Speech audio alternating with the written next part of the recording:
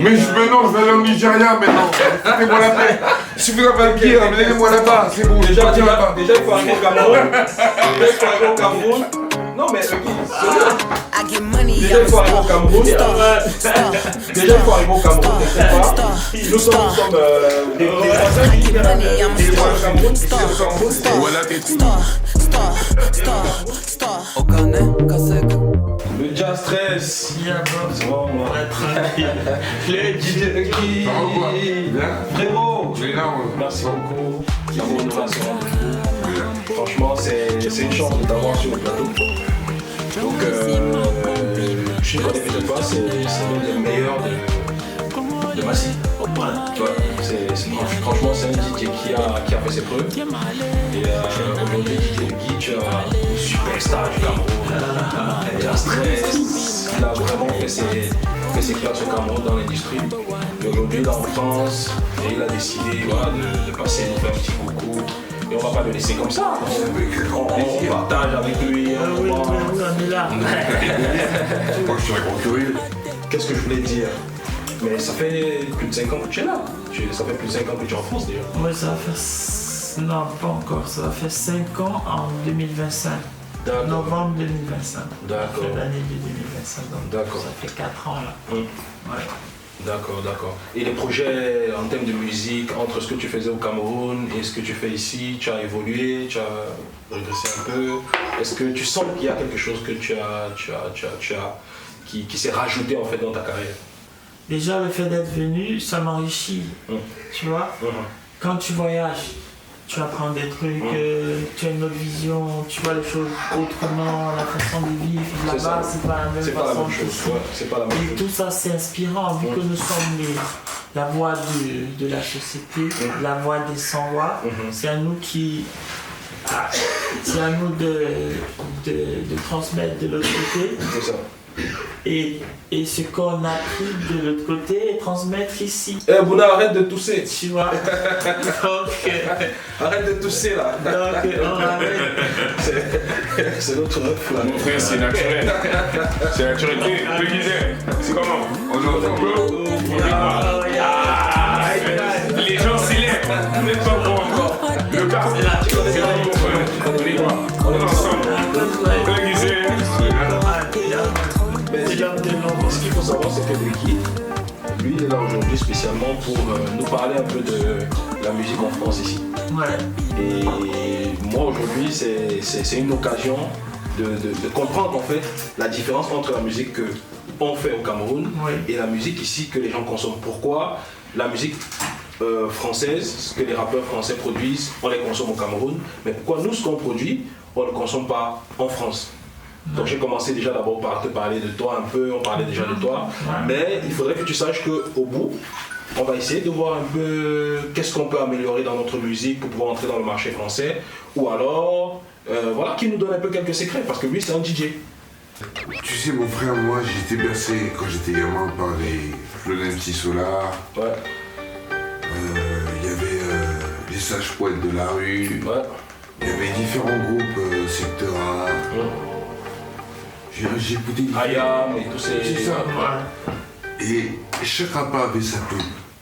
Et en an 2024, la plume a évolué maintenant. Ça arrive, mais il n'y a plus de texte conscient. Il n'y a plus de fond. Il n'y a plus de texte pour éveiller. On est déjà peut-être réveillé. Malheureusement. Avec l'IA, peut-être ça nous a déjà éveillé, on n'a plus besoin des musiques, peut-être. Malheureusement, pas tout le monde. Ouais. Il y a encore des gens à éveiller. Oui. Mais est-ce que tu penses que la musique de l'époque, qui était poétique, comme tu disais, Jazz Stress, qui avait ce fond-là, éveillait suffisamment? Tu penses que ça éveillait? Tu penses que ça a suffisamment influencé sur cette génération-là? Malheureusement, non. Je pense qu'il y a eu une influence. Ok. Dans ce sens-là. C'est-à-dire que les textes conscients et qui te permettent de te projeter et de t'améliorer voyager, et qui sont réalistes dans notre société, on les a mis de côté, mais on a beaucoup plus Mis en avant. glorifié les textes sales. On est tout plus C'est-à-dire dans le sale. Sale, c'est-à-dire. On aime le sale. On a eu des groupes comme Ragasonic, Ouais. comme Ayam, comme Ayam. DM, ils rappelaient peut-être pas des choses. Mais il y avait quand même des textes quand même qui te permettaient quand même de réfléchir. D'accord. Et là, on est dans une ère de temps où le rap ne te permet plus de réfléchir. Comme ces groupes-là, comme la FFF, la Funky Valley, comme différents de rap français qui se sont permis d'évoluer, C'est ça. ne sont plus conscients. Mais Maintenant, en gros, on a évolué ou on est rentré un peu plus en arrière dans la musique? Est-ce que la musique a évolué ou est-ce alors qu'on a- à travers les fipouilles, on a évolué, mais Non, mais pas- parce qu'il faut en fait, quand je te pose cette question, c'est pas pour que tu me donnes un avis par rapport à tes préférences. Je veux que tu me donnes un avis par rapport à ce que tu as constaté de façon technique. Je comprends, je sais que chacun de nous a forcément ses préférences. Tu peux choisir, ou alors tu peux préférer, tu peux aimer la musique. Moi, Ok, et puis. avec mon âge et avec l'amour que j'ai pu aimer le rap et le R&B et l'évolution, Ouais. on a fait 2 pas en avant et 2 en arrière. Donc du surplace, on a fait du surplace. Oui, oui. Parce que le rap de maintenant ne te permet plus spécialement d'avancer et de t'éveiller. Parce que les anciens, ils faisaient du rap pour prévenir la génération nouvelle de ne pas faire les mêmes erreurs que eux ils ont fait. Et maintenant, ben, on te dit, c'est bien de gérer un terrain, c'est bien d'avoir... tu vois ce que je veux dire? On n'est plus... C'est contradictoire. Tu vois ce que je veux dire? Je le rappelle plus vraiment comme avant. Les anciens, ils avaient vraiment des textes réalistes sur le futur. Et ils savaient ce qui était pas bon. Parce qu'ils avaient fait déjà des erreurs, ils avaient mis un pied dans ce qui était pas bon, l'illicite, et ils savaient pour la nouvelle génération que ça n'allait pas amener le rap. D'accord. Eux, ce qu'ils faisaient, ça allait améliorer. Et on y est maintenant. Mais Just Rest, est-ce que le rap que nous on faisait à l'époque était suffisamment conscient comme le rap de l'époque le rap français en fait à l'époque qui était suffisamment conscient, qui avait des textes forts, qui touchaient la population? Est-ce que tu penses qu'au Cameroun on chargeait suffisamment nos textes de rap d'énergie pour toucher la... À l'époque, il y en avait à l'époque, mais ils n'étaient pas nombreux, on n'était pas nombreux. D'accord. Tu vois, la seule différence avec la France, c'est qu'il y avait plein de rappeurs. C'était tout un mouvement qui était... défendait la même cause. C'est ça. Cameroun, il y avait qui? Il y avait moi, on peut compter, il y avait Valsero, Il y avait Valsero, ouais, il y avait aussi Accent Grave. il y avait Accent Grave, un peu, pas trop, juste un peu. Crotal Avec aussi. Crotal, un peu aussi, pas trop. Qui l'amène.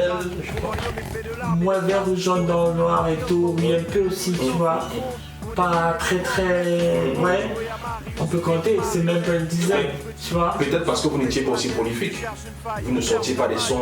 Non, c'est pas ça. À l'époque, je me sors un rappelle, son. les sons duraient 1 an, gars, ils sont ensemble. Moi, tu sors. Ah non. Il y a quelle stratégie, il y a quelle structure derrière pour que ça marche et tout. Et vous êtes même pas soutenu parce que je me souviens quand j'ai sorti Célita, personne ne voulait la jouer, on me disait mais qu'est-ce que tu fais et tout, pourquoi tu chantes comme ça, comme Célita, tu n'as pas peur et tout et tout. Ok, est-ce qu'aujourd'hui tu réussis à faire des mix sur des sons de la nouvelle génération? Tu t'en sors mieux avec les mix de la nouvelle génération ou avec les mix de l'ancienne génération? Ben écoute, je m'en sers mieux avec le son de l'ancienne génération parce qu'il lui répond. D'accord. Après, les mix de la nouvelle génération, c'est autre chose parce que ils utilisent, certains bons beatmakers arrivent à utiliser des sons des années 90, 80 pour les mettre au goût du jour. Et c'est là que oui, en tant que DJ, oui, je prends un plaisir à les mixer, pas en vinyle, physiquement, mais sur mon PC, sur mon Mac. Mais j'ai toujours cette nostalgie parce que on a évolué. Les disquaires, ils sont fermés, on trouve de moins en moins de vinyles, et crois-moi que j'aurais aimé trouver dans les bacs des sons de la nouvelle génération, oui. Ça m'aurait fait plaisir d'écouter des sons du crew de... comment il s'appelle encore, O.T. Welf ou je sais pas qui, ou... Tu vois ce que je veux dire? Parce que, honnêtement, c'est des bons artistes, ils font de la bonne musique. Même si les uns et les autres, musicalement, les influences sont les mêmes. Ça fait un peu chiant en tant que DJ, parce que moi j'aime écouter du DJ premier, j'aime écouter des sons MOP, Mos Def. Mais peut-être c'est aussi parce que ça rentre un peu plus aujourd'hui, peut-être en termes de gains. La nouvelle génération aujourd'hui, ils sont peut-être plus concentrés sur ce qu'ils gagnent derrière. Parce que rester à faire la musique qu'on faisait à l'époque où les rappeurs en France, que ce soit en France ou au Cameroun, ne s'en sortaient pas en réalité dans leur carrière, mais on voit des artistes au jour d'aujourd'hui qui ne font que ça, qui signent des gros contrats dans les maisons de disques et qui gagnent des gros billets. Peut-être c'est pour ça que je ne crache pas sur leur travail. Aussi peut-être un peu la musique, ils ont essayé d'adapter aussi par rapport aussi à l'évolution de la technologie. Parce que les enceintes qu'on utilisait à l'époque, par rapport aux enceintes qu'on utilise aujourd'hui, c'est des très bons rappeurs. Je crois qu'il faut adapter la musique aussi par rapport à ça. Le travail est très bon. Mais le problème c'est que c'est l'influence. Tu sais, ma génération, moi j'ai écouté du MOP, du Wu-Tang, du Triple Quest, du De La Soul, du Public Enemy, du LL Cool J. Il y avait différentes influences, du Foo Chickens, du Dabrat. Et il y avait tout. C'est ça. Il y avait toutes sortes d'influences, parce que maintenant, eh ben, la nouvelle génération de rappeurs... Tu as de la peine à identifier un qui a vraiment... Je vais pas identifier. Ah, donc tu peux identifier, mais tu veux pas. Mais les gens, ils essaient de tous faire le même style de musique. Pareil. Moi, Peut-être parce qu'il y a un format qu'il faut peut-être respecter. Si tu veux peut-être passer sur Skyrock, Skyrock tu dis voilà, ce style de musique on le passe plus facilement, on le consomme plus facilement, mais toi tu fais ce style. Frère, il faut adapter parce que tu vas passer sur les Frère, souviens-toi. Tu te souviens quand Fujis ils sont arrivés? Est-ce qu'ils vendaient la même soupe que les autres rappeurs? Pas du tout. Fujis. Ça n'a rien à faire. Quand t'écoutais Fujis, c'était les ovnis comme Joule. C'était les ovnis. Tous les rappeurs qui fait Busta Rhymes, personne disait rien. C'est ça que je vois. Des gars qui osent, des artistes qui osent, qui essayent de faire un truc nouveau mais qui reste vrai. Tu comprends? C'est ça que je te parle.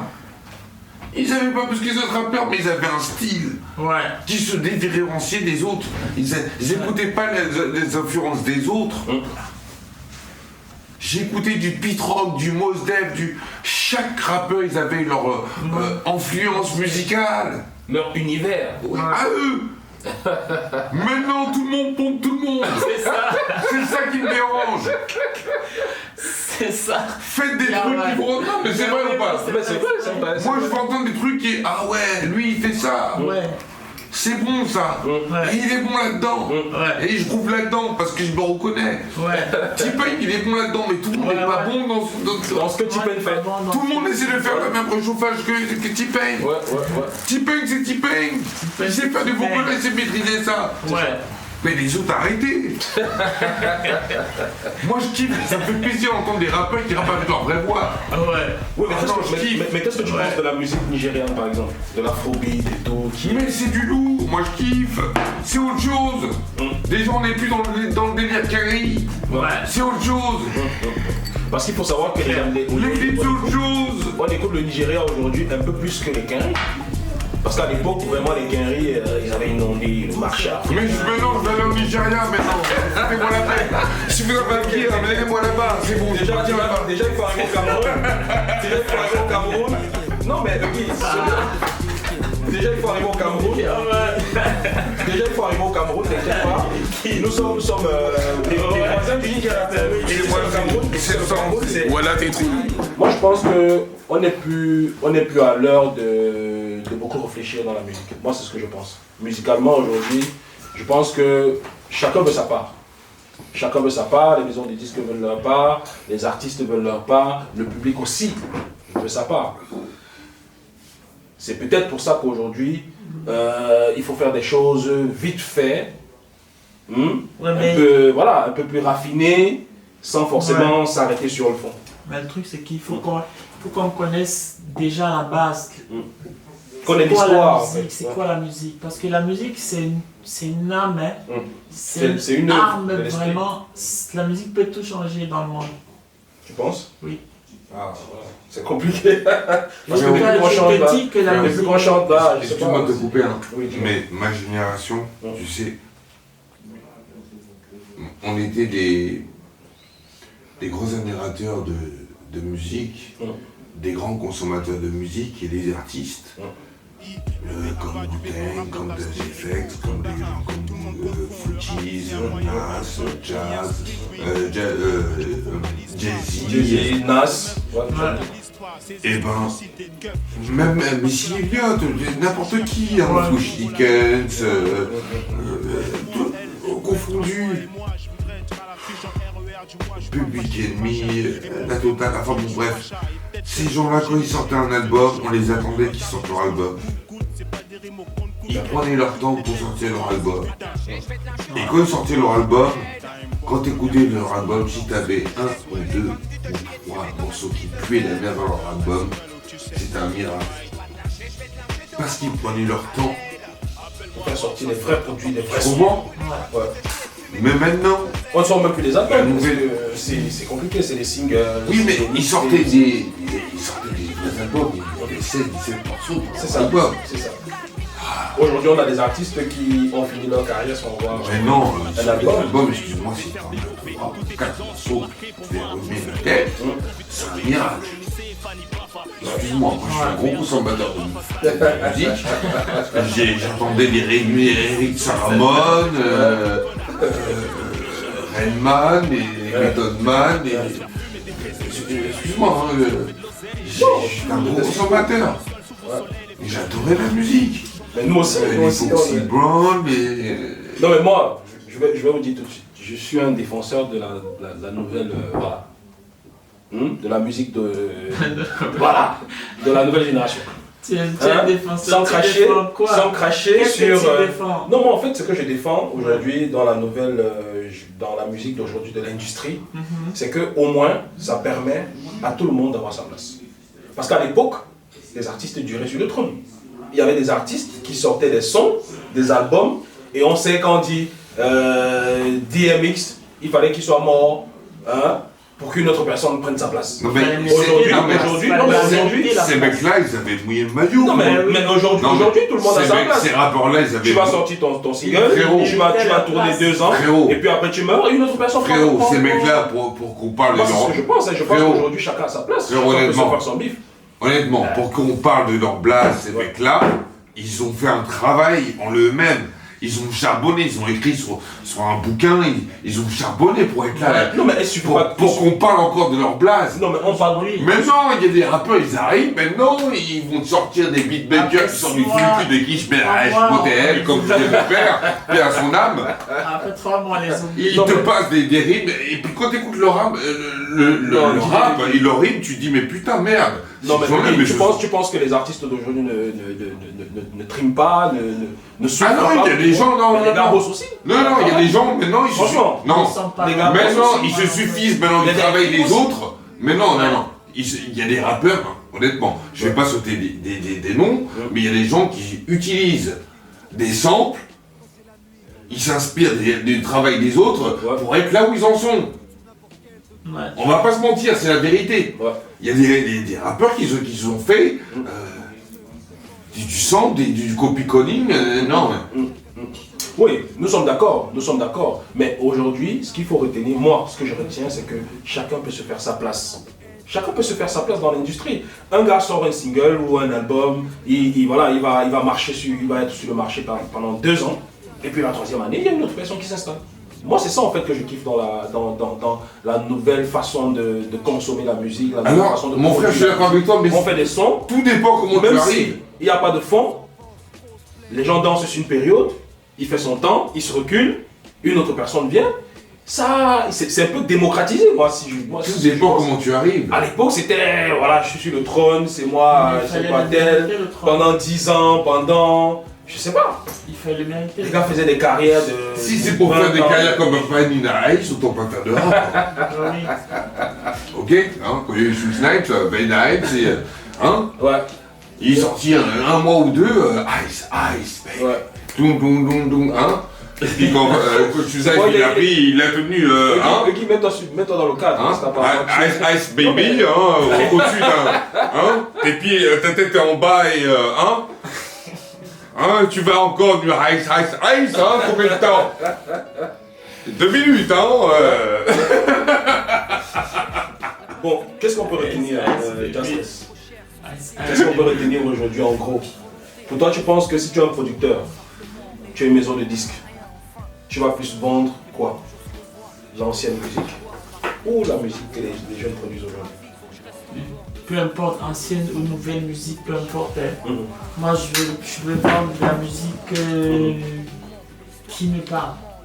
D'accord. Tu vois, et qui peut changer les mentalités, qui peut changer la société, qui peut améliorer les choses, qui parle d'amour, qui prône la justice. Oui, mais quand on parle de vendre, ça veut dire que de l'autre côté, il faut les acheter.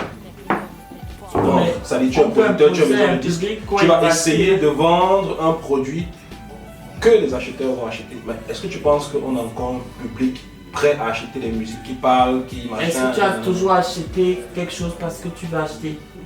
Oui, il y a aussi parfois j'achète parce qu'on oblige aussi. Parce que voilà, parce que tu as vu quelqu'un d'autre l'acheter, toi aussi tu l'achètes. Ouais. C'est ce qu'on fait aujourd'hui, on n'écoute plus la musique, on écoute quelqu'un parce qu'il a la mode. C'est quand même dommage. J'ai acheté du faux goût parce que j'ai kiffé les Kool G. Excuse-moi, je suis un teubé, peut-être, hein, mais ça n'a pas changé grand-chose. Ça n'a pas changé. Ça n'a pas changé grand-chose. Parce que c'est la même chose, on nous influence et puis on suit. Mais ça dépend de quoi on veut faire. Après, tout dépend comment tu as vécu dans ton goût et tout ce que tu véhicules. Et tout ce que tu... Tu veux que notre musique, tu veux que ta musique, la musique que tu vends aux gens, leur apporte quoi? C'est ça le truc. Mais si tu veux vendre... Ça fait bouger le quartier. Voilà ce que je veux que la musique...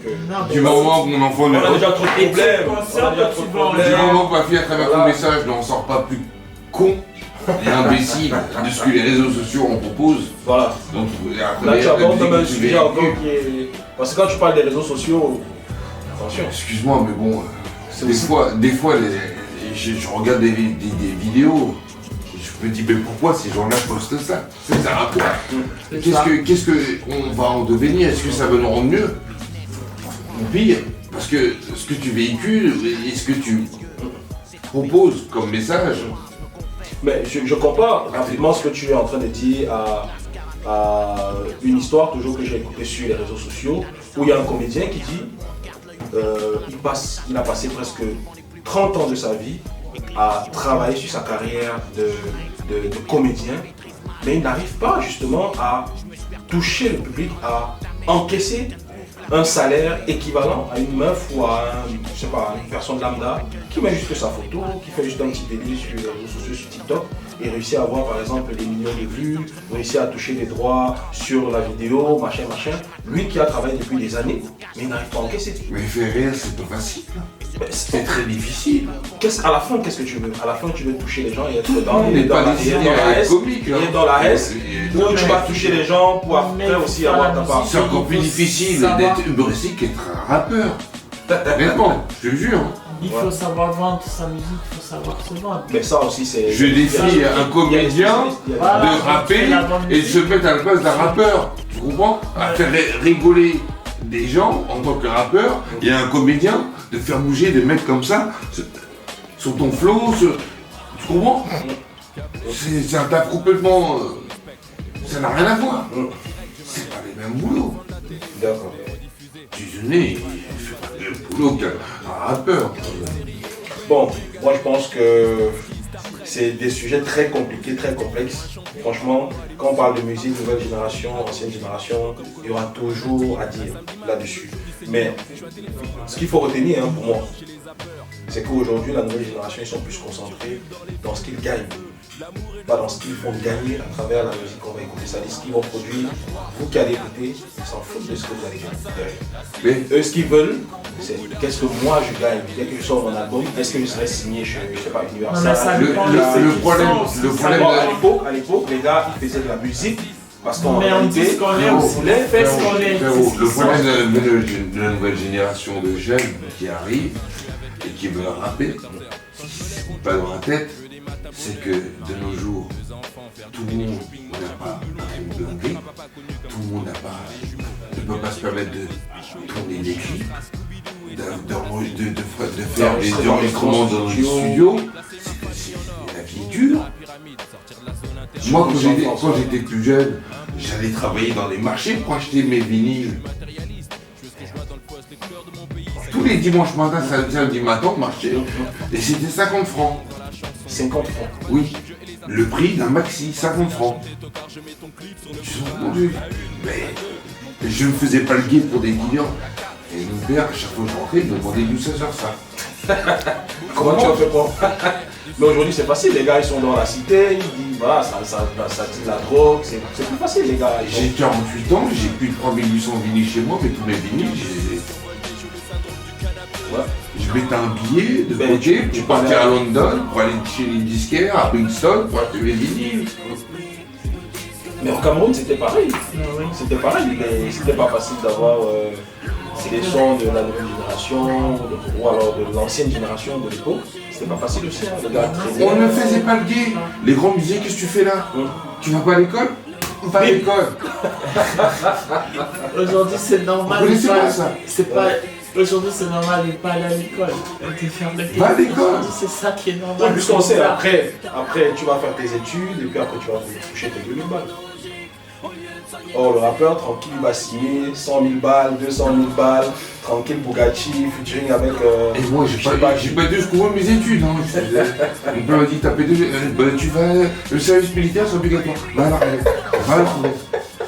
Va à l'armée. Tes vinyles tu les oublies dans ta chambre, tu vas à l'armée. Et tu as fait la formation militaire? Ah oui. Mes classes je les ai fait à Baden-Baden. Ah ouais. En plein hiver. Merde. Bon les frères, on va pas passer toute la soirée. On a bien discuté aujourd'hui, on a essayé d'échanger sur la culture camerounaise, la culture en France, ce qui nous permet d'avancer, ce qui nous ralentit. Et je pense que ceux qui nous écoutent, s'ils peuvent en tirer quelques petites leçons, parce que c'est ça l'objectif de faire cette podcast, essayer à notre façon d'échanger, partager ce qu'on connaît, notre expérience, ce qu'on a constaté, pour essayer, si on réussit à toucher des personnes aussi, de tirer des leçons derrière, et puis si ça peut les connecter, pourquoi pas. Didier, toi tu es super lourd de platine, toi tu es un expert, tu as fait un restaurant, tu as fait en France, tranquille. Donc je pense qu'on est suffisamment ici pour faire un petit truc aux artistes de la génération. Voilà. On est ensemble les frères.